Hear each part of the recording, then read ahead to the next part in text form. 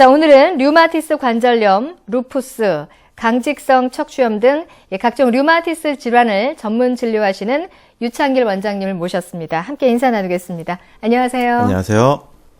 네. 루푸스의 그 통증 양상에 대해서 지난 2주에 걸쳐서 이제 원장님께서 미니 강의를 해 주셨는데요. 네. 오늘도 유창길 원장님과 함께하는 루푸스에 대해서 알아보는 시간 가져봅니다. 지난 2주간에 혹시 그 루푸스 강의를 못 들으신 분들을 위해서 지난 2주간의 강의 내용을 좀 짧게 요약해서 정리를 해주신다면 감사하겠습니다. 네, 지난 2주간의 내용을 복습을 하겠습니다. 루푸스는 1000가지 증상을 가진 병. 그래서 모든 루푸스 여성분들은 각각 다른 조합의 루푸스 증상들을 다양하게 가지고 있습니다.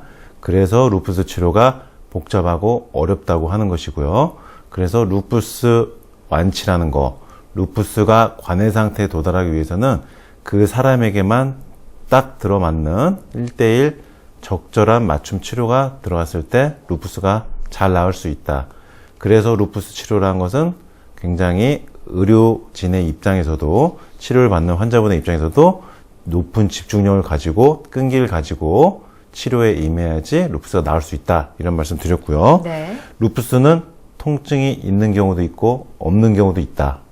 통증 여부에 따라서 증상이 심한 것이 아니고 상황에 따라 다르다고 말씀드렸죠. 루푸스 신염처럼 통증은 없지만 신장이 조직 염증으로 망가지는 이런 루푸스 신염이 있는 경우는 통증이 없지만 증상은 심하다, 이렇게 말씀드렸습니다. 네. 그리고 제일 중요한 것은 루푸스는 말기로 갈수록 통증이 심해지기 때문에 말기로 가기 전에, 초기, 중기에 통증이 심하지 않더라도 루푸스 말기가 되기 전에 미리 잘 치료해서 루푸스 완치 상태, 임상적 관해 상태에 도달할 수 있도록 해야 된다. 이것이 제일 일단 중요하다고 말씀드렸습니다. 네. 지난번에 그 루푸스 발병 전에 루푸스 전조 증상이 나올 시점에 통증 양상에 대해서도 이야기를 해주셨는데요. 네.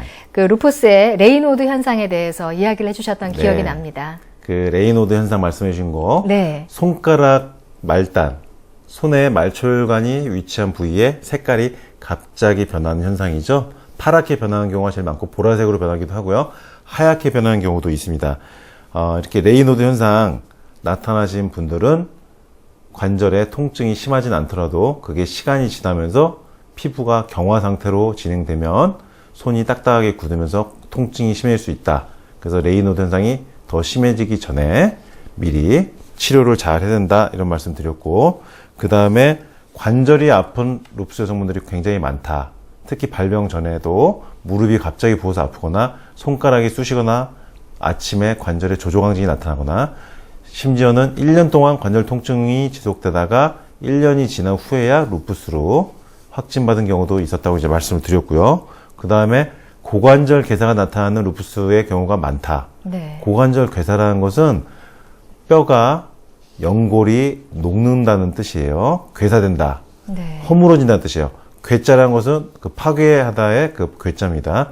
고관절 골두가 형체가 파괴되는 거예요. 그러니까 굉장히 무서운 건데, 이게 심해지면 인공관절 수술을 대체 수술로 해야 되는 건데, 인공관절 수술을 하기 전에 무릎과 고관절 부위에 통증이 오면은 루푸스 여성분들이 걸을 때 문제가 와요. 쩔뚝거릴 때 아프거나. 그래서 이런 고관절 괴사가 올 때도 루푸스 통증이 나타날 수 있다. 그래서 그 전에 스테로이드를 끊을 수 있도록 노력을 해야 된다, 이런 말씀 드렸습니다. 네. 이제 이 내용이 지난 2주 동안에 강의를 해주신 내용인데요. 네. 자, 그렇다면 오늘은 루푸스에 관한 또 어떤 내용으로 강의를 해주시겠습니까? 네, 오늘은 이제 지난 2주간 루푸스 통증에 대해서 말씀드렸는데, 이제 마지막으로 세 번째 시간으로 통증 양상, 루푸스의 통증 양상에 대한 세 번째 시간으로 말씀드리고요. 네. 다음 주는 이제 실제 루푸스 통증이 있었던 여성분들의 실제 한방 치료 사례를 말씀드릴 예정입니다. 네.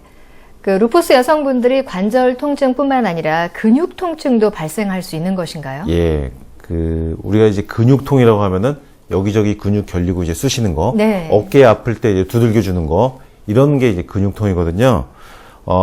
류마티스 관절염은 관절이 아픈 거고, 그 다음에 섬유 근육통이라는 것은 또 근육도 아픈 거고, 근데 루푸스라는 것은 이렇게 관절도 아플 수도 있고 근육도 아플 수도 있는 건데, 근육만 아프다고 하는 루푸스 여성분들도 꽤 많습니다. 네. 그러니까 주로 그 쿡쿡 쑤시거나 결리거나 이렇게 담 들렸다 이런 표현하시는 여성분들 많고요.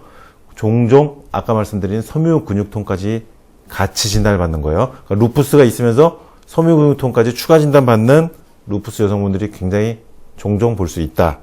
그래서 이렇게 섬유근육통까지 나타나는 루푸스의 경우는요, 근육통이 이렇게 전신다발적으로 여러 부위로 근육통이 나타나기 때문에 루푸스 여성분들이 힘들어하신 경우가 많습니다. 네. 이 루푸스와 섬유 근육통이 함께 나타날 수 있다 이런 얘기인 거군요. 네. 섬유 근육통 이 한 가지만으로도 아마 그 환자 본인이 느끼는 통증은 상당히 심각한 것일 텐데요. 이렇게 루푸스와 섬유 근육통이 함께 진단이 내려질 정도라고 한다면 아마 그 고통이 상당히 좀 심각할 것이다라는 생각이 듭니다. 네. 일단 섬유 근육통 증상이 있는 루푸스 여성분들은 가장 문제는 피로감입니다. 왜냐하면 섬유 근육통이라는 것은 뇌의 만성적인 피로 상태이기 때문에 항상 피로하다고 하신 경우가 많거든요. 근데 루푸스가 있으면서 섬유 근육통이 있는 여성분들 역시 그런 루푸스 여성분들은 대부분 피곤하다고 하신 경우가 많아요. 네. 항상 피곤하다 이렇게 말씀하시는 루푸스 여성분들은 섬유 근육통 증상도 있을 가능성이 많습니다. 그리고 섬유 근육통의 가장 기본적인 증상은 목과 어깨의 근육 경결 통증인데 루푸스 여성분들 중에서 목, 어깨, 뒷목 결리고 쑤시고 많이 호소하시는 경우가 많습니다. 그러니까 그 상태에서 턱 관절까지 또 아프다고 하시는 루푸스 여성분들도 꽤 많고요. 그러니까 지금 정리해보면 섬유 근육통 증상이 동반되는 루푸스 여성분들은 근육의 통증이 나타나는데 턱 관절도 아플 수 있고 뒷목, 어깨 뻣뻣할 수 있고 항상 어깨가 묵직하고 오십견처럼 이렇게 돌릴 때 아프다고 하신 경우도 발생할 수 있습니다. 네. 그러니까 어깨를 앞으로 움직이거나 뒤로 움직일 때 주변 근육이 쑤시면서 아파요. 그래서 각도를 움직이지 못하는 경우 있습니다. 어깨 주변 힘줄과 근육이 굳어 있는 경우죠. 이렇게 섬유 근육통이 있는 루푸스 여성분들은 근육 통증, 어깨든지 뒷목이든지 턱관절이든지 이렇게 등뼈라든지 이렇게 여러 가지 요통이라든지 근육의 통증을 호소하신 경우가 아주 많다. 그래서 이렇게 루푸스 여성분들 중에서 근육통을 호소하신 분들, 근데 이 근육통이 심해지고 앞통점이 여러 군데가 늘어나면 섬유 근육통으로까지 추가 진단이 내려지게 됩니다. 네. 이 섬유 근육통 증상이 있는 루푸스 여성분들은 아무래도 통증 관리에 신경을 더 많이 써주셔야 할 것 같네요. 예. 일반적으로 근육 통증이 나타나는 이 루푸스 여성분들 같은 경우 어떤 형태 또 어떤 느낌의 근육 통증을 호소하시게 되는지요? 네, 그 루푸스 여성분들 근육 통증 중에서 제일 많이 말씀하신 거는 이제 여기저기 돌아다닌다는 증상입니다. 네. 통증이 한 군데가 아픈 게 아니고 여기저기 여기 아팠다가 저기 아팠다가 오늘은 이쪽 아팠다가 내일은 저쪽 아프고 이렇게 왔다 갔다 하면서 쑤시면서 아픈 증상이거든요. 그러니까 한 부위만 아픈 게 아니고 돌아다닌다는 특징이에요. 이것은 루푸스 근육통에서 아주 잘 나타나는 특징 중 하나고요. 그리고 그와 동시에 자가 면역 질환에서 잘 나타나는 증상입니다. 이 돌아다니면서 아픈 증상이요. 류마티스 관절염 여성분들 중에서도 관절이 여기 관절 아팠다가 저기 관절 아팠다가 오늘 손가락 아팠다가 내일은 발가락 아팠다가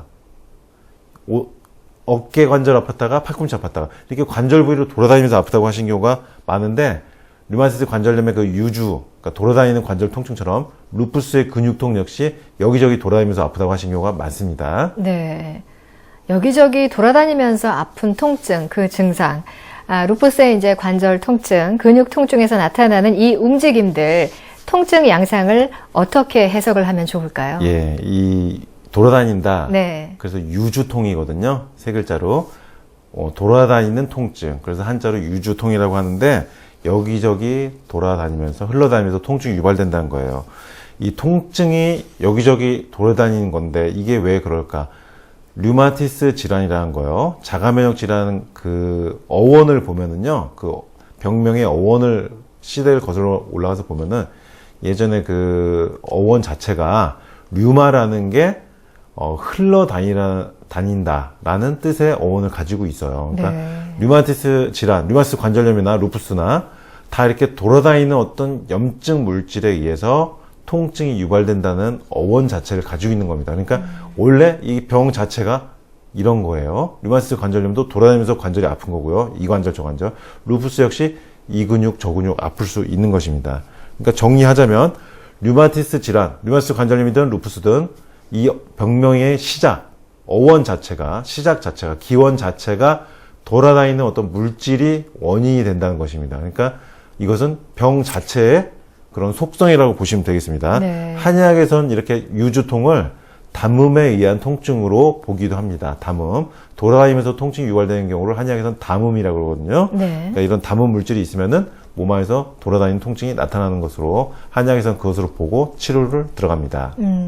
지난번에 그 스틸병 강의를 해 주셨을 때 스틸병과 루푸스는 비슷하게 증상이 나타난다 이렇게 말씀을 해 주셨었거든요. 네.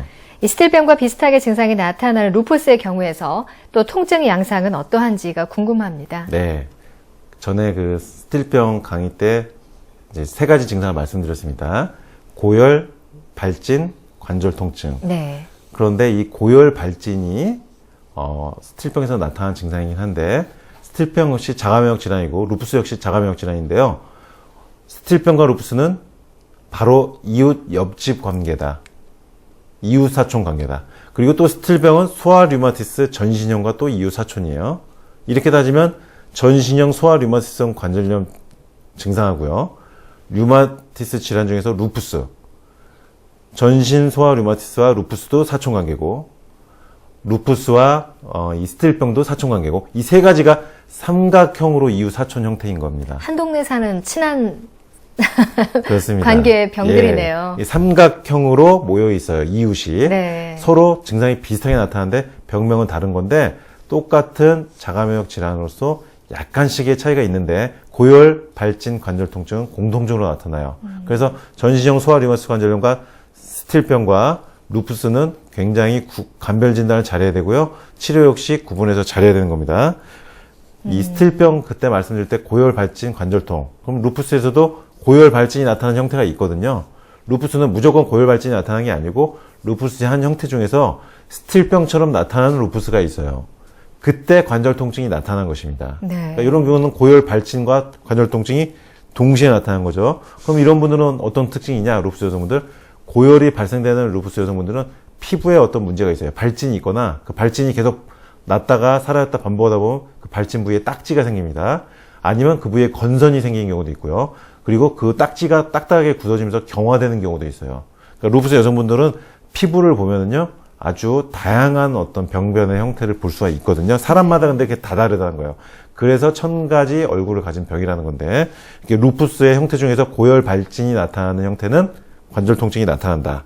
그래서 스틸병과 아주 비슷하게 나타나는 루푸스 증상이라고 할 수가 있고요. 이런 경우는 결국 관절 통증이 스틸병과 같이 나타나는 고열 발진으로 인해서 나타난다. 이렇게 보시면 되겠습니다. 네. 그러면 결국 루푸스 환자분들에게 고열이 발생하게 될 경우에 결국은 이 고열이 관절 통증과 근육 통증의 원인이 되는 것이다. 이렇게 볼 수가 있는 것이겠고요. 네. 우리가 몸에서 어떤 열이 나면은요, 그러니까 편도가 부어서 열이 날 때도 있고요. 네네. 중이염이 있어서 열이 날 때도 있고요.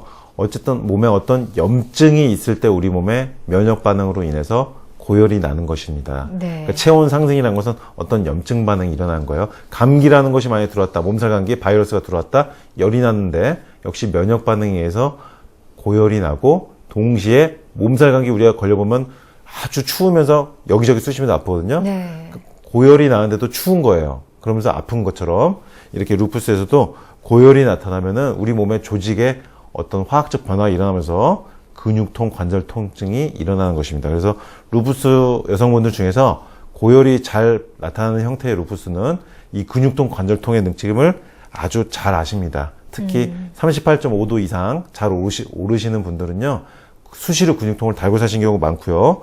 종아리 아팠다가, 무릎 관절 아팠다가, 발목 아팠다가, 손가락, 팔뚝, 여기저기 근육 쑤시는 경우, 경험하신 경우가 아주 많습니다. 그런데 이 고열이 자주 반복될수록, 고열의 강도가 심할수록 통증은 심할 수밖에 없겠죠? 네. 예, 그래서 루푸스에서 고열이 발생하면 통증이 몸에서 일어나고 결국 관절 근육 아파지면서 성인형 스틸병처럼 증상이 나타나기 때문에 고열은 루푸스 치료에 있어서 굉장히 주요한 치료 목표 증상 중 하나입니다. 네.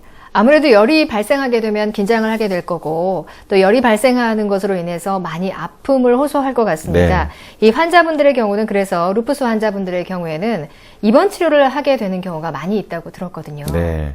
입원을 하시는 루푸스 경우는요. 네. 대부분 이렇게 고열이 나타나서 안 잡힐 때의 상황입니다. 그러니까 루푸스 약을 먹고 있는 상태에서 고열이 나서 약을 계속 먹어줘도 그래도 열이 안 잡히게 되면은 이제 입원을 하게 되는 것입니다. 네. 그러니까 성인의 스틸병 강의에서도 말씀드렸는데 스틸병도 그래서 입원을 하신 거거든요. 고열이 발생했을 때 잡히지 않으니까 고열이 해결되지 않으니까 어떻게 해요? 방법이 없죠. 입원해서 링거 꽂은 상태에서 열이 내릴 때까지 입원한 상태로 있다가 이제 퇴원을 하신 건데 루푸스 여성분들 중에서도 이렇게 스틸병 타입 고열 발진 관절 통증이 나타나는 루푸스 여성분들은 1년에 여러 차례 입원하는 경우가 많다는 것입니다. 그 스틸병 여성분들이랑 똑같아요. 네. 고열 때문에 여러 번 입원, 퇴원을 반복하게 되고 그럼 결국 이것은 무엇을 의미하는가? 루푸스 약을 평상시 계속 먹고 있었거든요. 스테로이드 계속 복용하고 있었는데도 중간에 열이 난다는 것이죠.